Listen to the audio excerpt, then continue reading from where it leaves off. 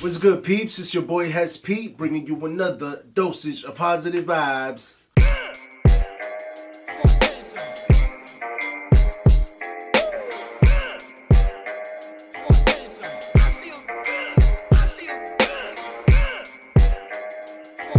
Alright, what's good, tribe? As always, if you're new to my channel, welcome to the Positive Vibes Tribe. On this channel, I raise awareness on what it's like living with a chronic invisible illness, also known as irritable bowel syndrome, while creating a safe space to feel supported and using positivity as a form of medicine. So, no matter what your chronic illness is or what problems you're dealing with in life, everyone is welcome to receive their dosage of positive vibes. And with that being said, if you haven't already, please subscribe to my channel to officially be a part of the Positive Vibes Tribe. And while you're at it, hit that like and share button as well to help me spread positive vibes to more people around the world. Also, to see this channel thrive with longevity, please check out my Patreon account and support me, the mission, and the channel by becoming a patron. Your support is important and can make a huge difference in not just the future of the Positive Vibes Tribe, but for the IBS community as a whole. Well, alright guys, let's move on with the point of the video. Alright, so the other day, I opened up my laptop and I started writing in a Word document what I think caused my IBS. This took me back to the beginning of my IBS journey. So I decided this would be a good piece of content to share with the Positive Vibes Tribe. So with that being said, I'm just going to read to you guys what I wrote in the Word document. The day my IBS began.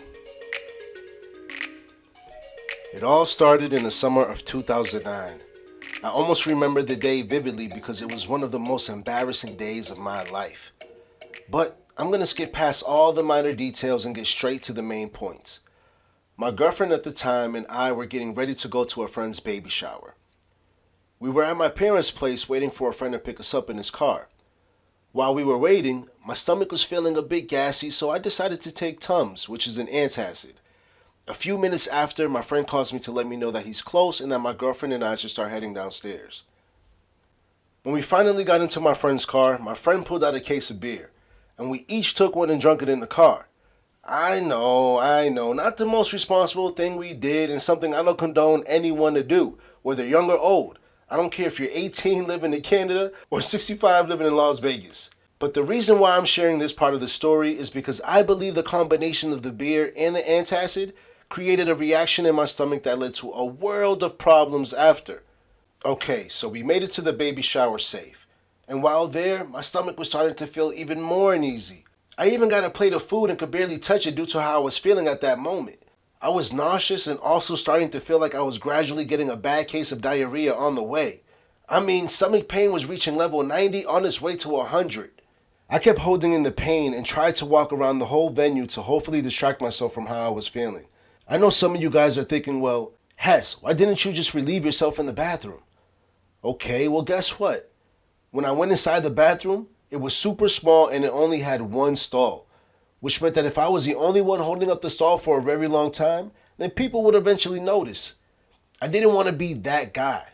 It was kind of funny though, because I kept going back and forth to the bathroom trying to decide when was the best time to go.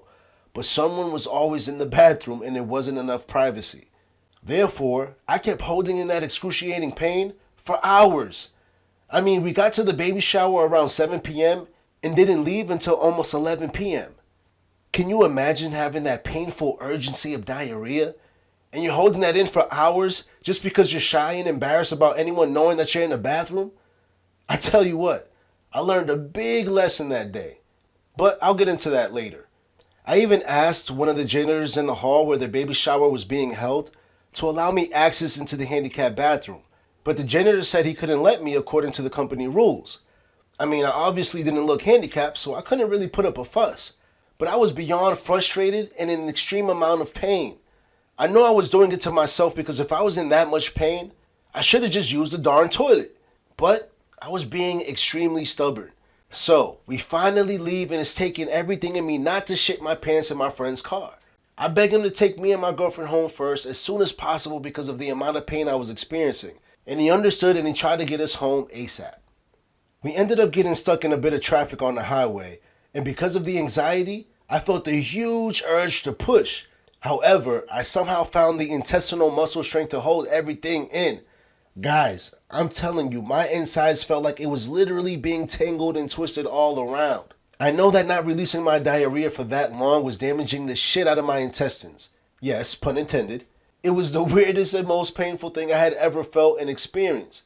I don't know what it's like to get shot with the bullet, I really don't. But bro or sis, hold in your diarrhea for 3 hours or more and tell me you don't feel like your life is about to end. Anyways, it was so bad in the car on the way home that a fart actually escaped from my ass. And it smelled so freaking bad that everyone in the car had to roll their windows down and damn near stick their heads out. It's kind of funny looking back, but I was embarrassed as hell back then. I never farted in front of any of my girlfriends before that one. So yeah, it was kind of awkward, but she knew I was in a lot of pain. So we finally get dropped off at my parents' place, and I damn near ran upstairs leaving my girlfriend behind just to rush to the toilet. Even when it came to finally releasing my diarrhea, it felt extremely painful just pushing at that point because I had held it in for so long. When I say I felt like I was going to die because of the pain, I truly felt like I was, and I'm not exaggerating. That shit was beyond anything I had ever felt before. When I was finally done, all I wanted to do after that was just go to sleep. But guess what? My whole night consisted of intense nausea and painful diarrhea. In fact, I actually wasn't feeling too well for months after. Ever since that day, my weeks consisted of constant episodes of stomach pain, nausea, and diarrhea. And after 2 months, I finally decided what I was going through was very unusual. So, I went to see a gastroenterologist about my issue. I honestly can't remember the process or steps it took for us to come to this conclusion, but my gastro suggested that I get a colonoscopy and an endoscopy. I was 22 years old at the time, and I thought it was a ridiculous idea to get a colonoscopy because I felt I was too young for such procedures. See, I was naive.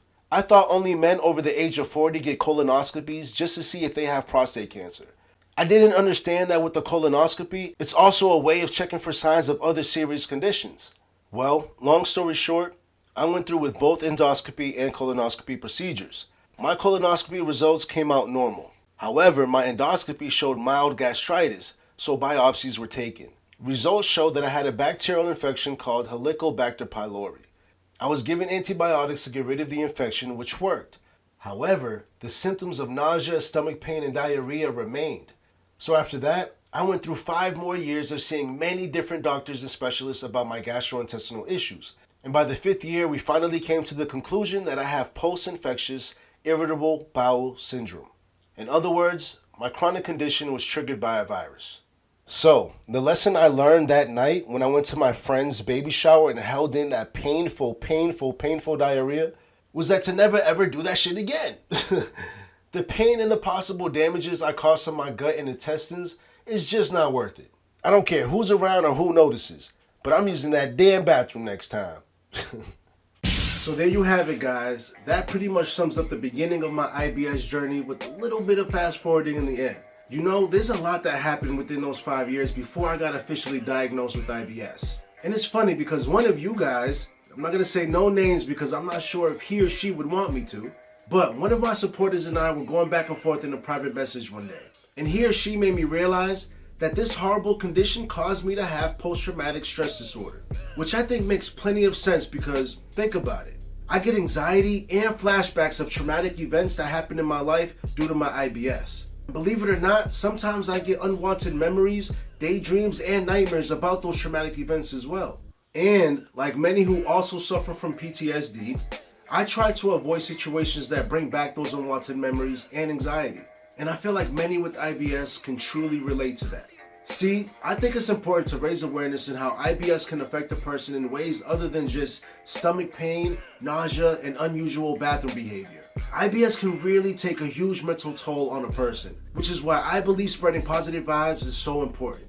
Nonetheless, if you guys like this video, please give it a big thumbs up, share it with all of your friends and family, and tell them to hit the subscribe button and join the Positive Vibes tribe. Alright? So yes, as always, don't forget to like, share, comment, and subscribe. And remember, be surrounded by nothing but positive vibes. Peace.